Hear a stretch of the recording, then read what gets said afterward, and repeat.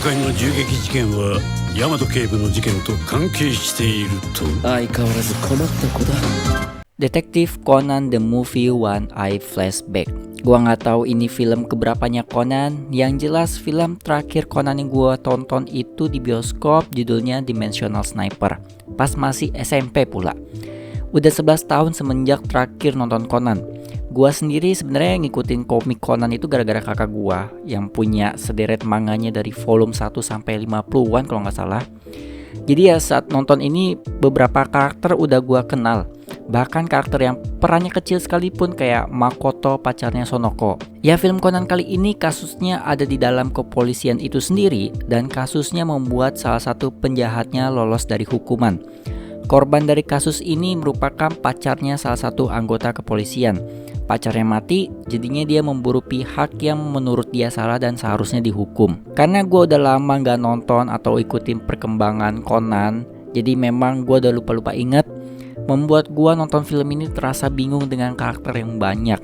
Apalagi yang di anggota kepolisian. Ya ini bukan salah filmnya ya.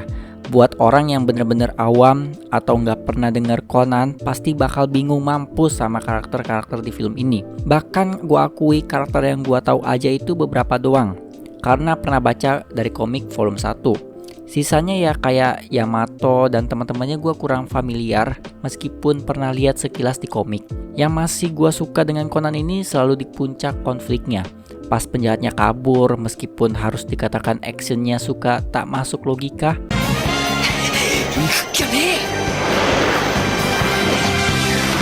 Gila, tak masuk logika.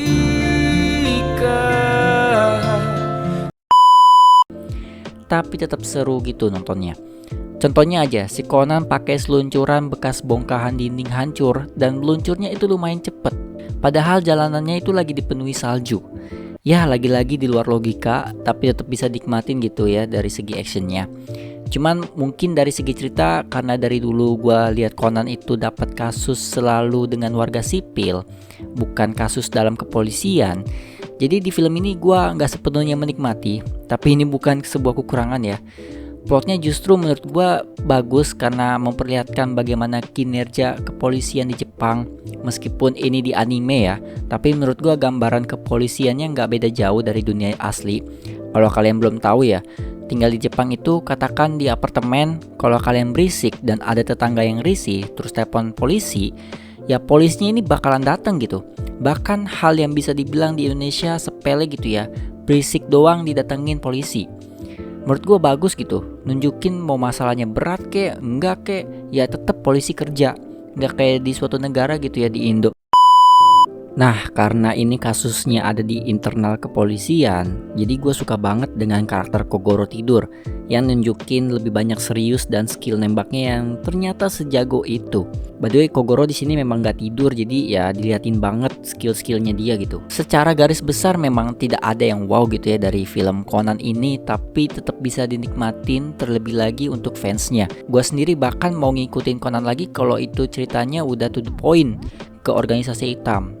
Karena sampai saat ini Ran aja belum tahu identitas asli Conan dan masih banyak misteri soal organisasi hitam ini. Overall Detektif Conan One Eye Flashback menjadi film yang cocok buat gua karena udah lama banget gak ngikutin manga atau the movie-nya. Jadi ya nostalgia tersendiri lah buat gua. Tapi kalau selalu ngikutin, ya gue nggak tahu ya bisa jadi bosen atau emang tetap tertarik. Soalnya Conan ini kadang dalam kejadian pembunuhannya selalu ada fisikanya gitu ya. Jadi ya itu jadi hal yang menarik tersendiri. So itu saja review dari gue. Terima kasih bagi yang sudah nonton, like, comment, subscribe. Gue Rakis, signing out.